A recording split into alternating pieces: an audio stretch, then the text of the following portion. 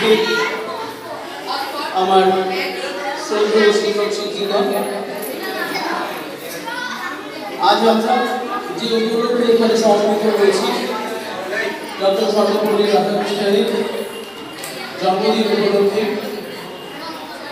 আজ থেকে বহু বছর আগে 1888 সালে তামিলনাড়ুর তিরুতানি অঞ্চলে তিনি জন্মগ্রহণ করেছিলেন। আজকের দিনটা যে আমরা পালন করছি সে সম্পর্কে আমি একটু ছোট্ট করে একটা কথা আমি আমার ছাত্রছাত্রীদের বলতে চাই। সেটা হচ্ছে, উনি যখন রাষ্ট্রপতি হয়েছিলেন, প্রথমে 1952 সালে নির্বাচন হয়। 52 সাল থেকে 57 সাল, 57 সাল থেকে 62 সাল পর্যন্ত উনি দ্বিতীয়বার আমাদের ভারতবর্ষের উপরাষ্ট্রপতি ছিলেন। তখন রাষ্ট্রপতি ছিলেন আমাদের শ্রদ্ধেয় ডক্টর রাজেন্দ্র প্রসাদ। কিন্তু দ্বিতীয় টার্ম সমাপ্ত হওয়ার পরে 1962 থেকে 67 সাল পর্যন্ত সর্বপল্লী রাধাকৃষ্ণন উনি আমাদের দেশের রাষ্ট্রপতি ছিলেন এবং উনি দ্বিতীয় রাষ্ট্রপতি। উনি যখন দ্বিতীয় রাষ্ট্রপতি হিসেবে কার্যভার সম্পন্ন করছেন, সেই সময় ওনার কিছু ছাত্রছাত্রী এসে বলল যে, স্যার, আমরা আপনার জন্মদিনটা পালন করতে চাই। উনি বললেন, ভালো কথা, তো তোমরা যদি আমার জন্মদিনটাই পালন করতে চাও তাহলে একটা কাজ করো না, আমার জন্মদিনের পরিবর্তে এই দিনটিকে তোমরা শিক্ষক দিবস হিসাবে পালন করো। তখন জওহরলাল নেহরু প্রধানমন্ত্রী ছিলেন। জওহরলাল নেহরু অত্যন্ত খুশি হলেন এবং উনি এই দিনটি 5ই সেপ্টেম্বর দিনটিকে শিক্ষক দিবস হিসেবে সারা ভারতবর্ষে চালু করেন। এখন অত্যন্ত মজার ঘটনা, সেটা হচ্ছে 1994 সাল থেকে সম্মিলিত জাতীয় পুজো শিক্ষক দিবস পালন করে আসে। তবে দিনটা 5ই সেপ্টেম্বর নয়, সেটা 5ই অক্টোবর। এইরকম ভাবে সারা পৃথিবীতে কিন্তু শিক্ষক দিবস পালন করা হয়। কেন শিক্ষক দিবস পালন করা হয়? শিক্ষক দিবস এই কারণে পালন করা হয় কারণ শিক্ষক হচ্ছে জাতির মেরুদণ্ড, শিক্ষক হচ্ছে দেশের মেরুদণ্ড, শিক্ষক হচ্ছে সমাজের মাথা, শিক্ষক হচ্ছে সমস্ত শ্রেণীর সর্বশ্রেষ্ঠ মানুষ। শিক্ষক সমাজ হচ্ছে এই সমগ্র পৃথিবীকে যারা ধরে রাখে, যারা বন্ধনে আবদ্ধ করে রাখে, তার প্রধান কারিগর এই শিক্ষক সমাজ। শিক্ষকের সাথে ছাত্রদের একটা অটুট সম্বন্ধ, যে সম্বন্ধ যুগ যুগ থাকে এবং মৃত্যু থাকে এবং জল জল করে থাকে, এবং এই সম্পর্ক কেবলমাত্র বিদ্যালয়ের চৌহদের মধ্যে সীমাবদ্ধ থাকে না, বিদ্যালয় থেকে বেরিয়ে বিদ্যালয়ের বাইরেও সুদীর্ঘ দিন ধরে। আজকে আমি সকালবেলা আসার আগে আমি যখন বিশ্ববিদ্যালয়ে পৌঁছি, সেটা প্রায় 34-35 বছর আগে, আমি আমার স্যারদের প্রণাম করে আসলাম। আমার বলা একটা জিনিস ছিল, আমি একটা বিষয় বলেছি, sir, I like to bow down my head, আমি আমার মাথা নিচু করছি, and touch your feet, আপনাদের পদস্পর্শ করছি, and I seek your blessings, এবং আমি আপনাদের আশীর্বাদ চাই। বাস এইটুকু, স্যারদের সাথে এইটুকু সম্পর্ক, এইটুকুই চাওয়া। স্টুডেন্টদের আর কিছু চাওয়ার থাকে না, শুধু আশীর্বাদ চাওয়ার থাকে। আর শিক্ষকদের কি চাওয়ার থাকে? শুধু ছেলে মেয়েরা ভালো হবে, ভদ্র হবে, দেশের মুখ উজ্জ্বল করবে, স্কুলের মুখ উজ্জ্বল করবে, পরিবারের মুখ উজ্জ্বল করবে। বাস এইটুকুই। এই সম্পর্ক এত পবিত্র সম্পর্ক যে এখানে কোনো আর্থিক দেওয়া নেওয়া, কোনো অন্যান্য অন্য কিছু দেওয়া নেওয়ার সম্পর্ক থাকে না। শিক্ষক শিক্ষক, শিক্ষক কখনো ছোট হন না, শিক্ষক কখনো অন্য কোনো কিছু হন না, জাতি ধর্ম বর্ণ নির্বিশেষে শিক্ষক মানে শিক্ষক। আমি তোমাদের আরেকটি গুরুত্বপূর্ণ বিষয় সম্পর্কে আজকে আলোচনা করবো ভেবেছি, সেটা হচ্ছে আজকের দিনে অত্যন্ত প্রাসঙ্গিক বলে আমার মনে হচ্ছে। সেটা 21 শতক, আধুনিকীকরণের যুগ, মডার্নাইজেশনের যুগ, বিশ্বায়নের যুগ, গ্লোবালাইজেশনের যুগ। আজকাল মানুষ নিজে কি চায় সে নিজেই জানে না, যার ফলে কি হচ্ছে, প্রচুর উৎস রয়েছে আমাদের মোবাইলের একটা বাটনে। আমরা আমাদের যা ইচ্ছা, যা খুশি আমরা সেটা পেতে পারি। If we have the capacity, যদি আমাদের ক্যাপাসিটি থাকে, তাহলে we can get or have anything we want anywhere from anywhere in the world, সারা পৃথিবীর যে কোনো প্রান্ত থেকে যা কিছু আমরা পেতে পারি। বাট স্টিল আমরা দেখছি যে আমাদের ছাত্রছাত্রীরা বিশেষ করে ডেভিয়েট হয়ে যাচ্ছে, বিচ্যুত হয়ে যাচ্ছে। কারণ অনেক কারণ আছে, আমি সেই বিষয়ে বলবো না।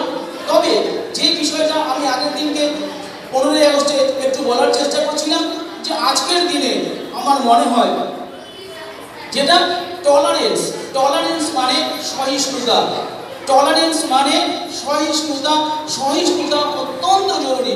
সহিষ্ণুতার শব্দ, সহিষ্ণুতা শব্দটা সম্পর্কে তোমরা পরিচিত হও। সহিষ্ণুতা বলতে কি বোঝায়? সহিষ্ণুতা বলতে বোঝায় অপরকে রেসপেক্ট করা, and to listen to others, শুধু অপরকে শোনা এবং অপরকে রেসপেক্ট করা, বাস দুটো জিনিস। আচ্ছা, আর একটা জিনিস, আমরা সর্বপল্লী রাধাকৃষ্ণনের শুভ জন্মদিন পালন করছি। উনি যখন বিয়ে করেন, আমাদের এখন তো সব ঠিক ছোট ছোট ছোট ছোট কোশ্চেনের উত্তর দিই আমরা। উনি বিয়ে যখন করেন সেই সময় ওনার গ্র্যাজুয়েশনের একটা থিসিস লিখতে হয়েছিল। সেই থিসিসটার নাম ছিল, খুব সুন্দর থিসিসটা, উনি বেদান্ত ফিলসফির উপরে, উনি দর্শনের ছাত্র, ফিলসফির ছাত্র, তো উনি বেদান্ত ফিলসফির উপরে উনি ওই ডিসার্টেশনটা লিখেছিলেন। ওই যে থিসিস, সেই থিসিসের নামটা ছিল the ethics of the Vedanta and its metaphysical presuppositions. তার মানে উনি অদ্বৈতবাদ, অদ্বৈতবাদ মানে একটা, অদ্বৈতবাদ মানে হচ্ছে নন ডুয়ালিজম।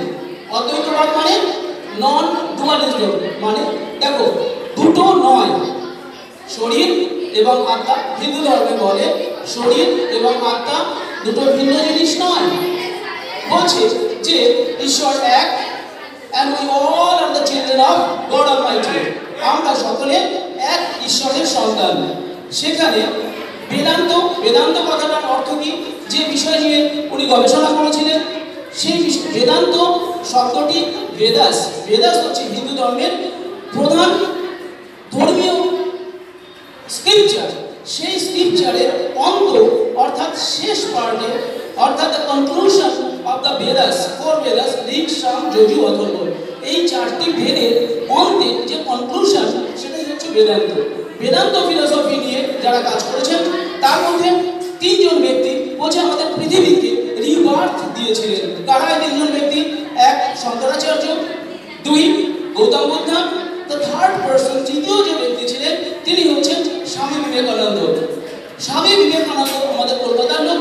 উনি সারা পৃথিবীকে বেদান্ত ফিলসফির মাধ্যমে ভারতবর্ষের যে গৌরব, ভারতবর্ষের যে সংস্কৃতি, ভারতবর্ষ যে শুধুমাত্র স্নেক চারমার অর্থাৎ ওই সাপুড়েদের দেশ নয় সেটা প্রমাণ করেছিলেন। পরবর্তীকালে উনি যখন ইউরোপের লোকেরা বলছে যে বেদান্ত ফিলসফি এর তো কোনো এথিক্স নেই, এর তো কোনো ন্যায় নীতি, নীতিশাস্ত্রের কথা এর মধ্যে নেই, কিন্তু তিনি সেটা প্রমাণ করেছিলেন যে না, বেদান্ত ফিলসফিতে নীতিশাস্ত্রের কথা আছে।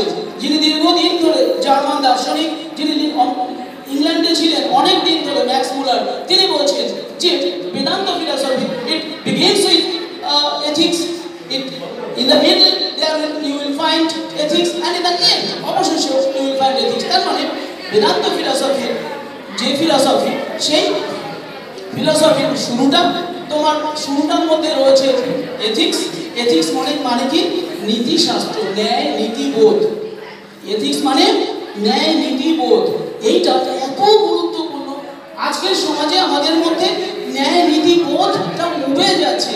যদি আমাদের মধ্যে ন্যায় নীতিবোধ থাকে, আমাদের এই সমাজ এত সুন্দর সমাজ হবে, এত ভালো সমাজ হবে, এত পবিত্র সমাজ হবে, যে সমাজে সকলেই ভালো থাকবে, সকলে একে অপরকে শ্রদ্ধা করবে এবং একে অপরকে ভালোবাসবে। বেদান্ত সোসাইটি যেখানটা এই অদ্বৈতবাদের কথা বলছে, সর্বপল্লী রাধাকৃষ্ণনের যে কাজটা, সেই কাজের উপরে ভিত্তি করে বা তার আগে স্বামী বিবেকানন্দের যে বেদান্ত ফিলসফি, সেই বেদান্ত ফিলসফির দুটি পার্ট, যে মেইন যে পার্ট অদ্বৈতবাদ, যার উপর উনি কাজ করেছিলেন, সেই অদ্বৈতবাদটা নিয়ে আমি একটু বলবো। অদ্বৈতবাদ কি? অদ্বৈতবাদ হচ্ছে নন ডুয়ালিজম, মানে দুটি নয়। কি নয় দুটি? আমি এবং তুমি আলাদা নয়, তুমি এবং আমি আলাদা নয়, তুমি ছাত্র, আমি শিক্ষক, তুমি ছেলে, আমি লোক, তুমি মেয়ে, আমি পুরুষ, এরকম কোনো ভেদাভেদ নেই। বলছে we all are the children of same god. তার মানে ঈশ্বর এক এবং আমরা সকলে তার সন্তান, আমরা সকলে তার সন্তান। এখানে কোনো ডুয়ালিজম দেখছে না যে আমি বড় তুমি ছোট, আমি বড় চাকরি করি তুমি ছোট চাকরি করো, তুমি বড় কাজ করো আমি ছোট কাজ করি, কোনো প্রভেদ আসবে না কারোর মধ্যে। যখন এই প্রভেদ আসবে না এবং একে অপরকে নন ডুয়ালিজম মানে অদ্বৈতবাদ মানে যে একে অপরকে আলাদা করে দেখছে না। একটা ছোট বাচ্চা সে যেমন বড়কে আলাদা করে দেখছে না, শুধু শ্রদ্ধার চোখে দেখছে, তেমনিভাবে কোনো ছোট তার বড়কে আলাদা করে দেখছে না, দেখছে যে শুধু বলছে যে পার্থক্য কিসে হয়, আমরা শুধু রূপে এবং নামে পার্থক্য। আমাদের দেখো সারা পৃথিবীতে যত মানুষ আছে প্রভেদ শুধু আমাদের রূপে এবং নামে, এইটুকু প্রভেদ, আর কোনো প্রভেদ নেই। তো আজকের দিনে যদি আমরা এই সর্বপল্লী রাধাকৃষ্ণের অদ্বৈতবাদ যা বেদান্ত ফিলসফির উপর ভিত্তি করে গড়ে উঠেছিল, এই ফিলসফি যদি আমরা নেই, যদি আমরা একে অপরকে রেসপেক্ট করি, আমরা যদি ভাবি যে আমার সামনের জন যিনি আছেন বা যে আছেন তিনি আমারই একটা অংশ, আমারই অংশ বা আমারই প্রতিরূপ, আমি যদি সেখানে ওনার জায়গায় নিজেকে নিয়ে যাই, তাহলে দেখবে আমাদের সমাজে কোনো রকম কোনো সমস্যা নেই। আর একটা জিনিস স্বামী বিবেকানন্দ বলতেন, রেসপেক্ট অর্থাৎ শ্রদ্ধা। ছাত্রছাত্রীদের সর্বদা উচিত শিক্ষকদের, আমার শিক্ষক কালো, আমার শিক্ষক বেটে, আমার শিক্ষক চোখে দেখে না, আমার শিক্ষক হাঁটতে পারে না, তবুও শিক্ষক। শিক্ষক মিন্স শিক্ষক। এখানে কোনো লিঙ্গ ভেদ হবে না, এখানে কোনো জাতি ধর্ম বর্ণ নারী পুরুষ জন্মস্থান কিচ্ছু ভেদাভেদ হবে না, শুধু শিক্ষক। তেমনিভাবে আমরা যারা মাস্টারমশাই আমাদের কাছে কেবলমাত্র ছাত্রছাত্রী, আমরা কোথাও মাস্টারমশাইরা বা দিদিমণিরা কখনো ছাত্রছাত্রীর মধ্যে ডিফারেন্স করে না, কে লম্বা কে বেটে কে কালো কে ফর্সা কে মোটা কে রোগা, আমরা কিচ্ছু দেখি না। আমরা শুধু দেখি বাচ্চাটা পড়াশোনা করছে কিনা, সে ডিসিপ্লিন মেনটেন করছে কিনা এবং সে সঠিকভাবে বেড়ে উঠছে কিনা, বাস আমাদের শুধু এটাই দেখা। আমরা আজকের দিনে সর্বপল্লী রাধাকৃষ্ণকে শ্রদ্ধা জানাবো, ওনার অনেক গান সম্পর্কে আমি চেষ্টা করলাম।